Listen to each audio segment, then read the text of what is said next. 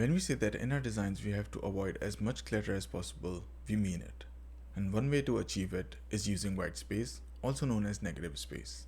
One of the objectives of good design is to make sure that the user sees the call to action, also known as CTA. With white spaces and the color principles that we learned earlier, it's a lot easier to achieve. I would rather say if you only want to use one principle to make your designs look good, use the principle of white space. White space is the single most important tool to declutter your designs. White space is not just the space between characters and lines, but it also accounts for the space between elements and the group of elements.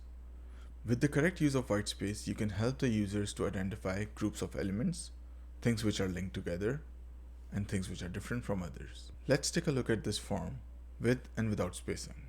On the left, you see it creates a feeling of clutter and uneasiness, whereas on the right with spacing, it looks a lot more cleaner. In summary, make sure you are correctly using white space in 3 places: between the lines, between the elements, and between the groups of elements. Let's move to the next chapter.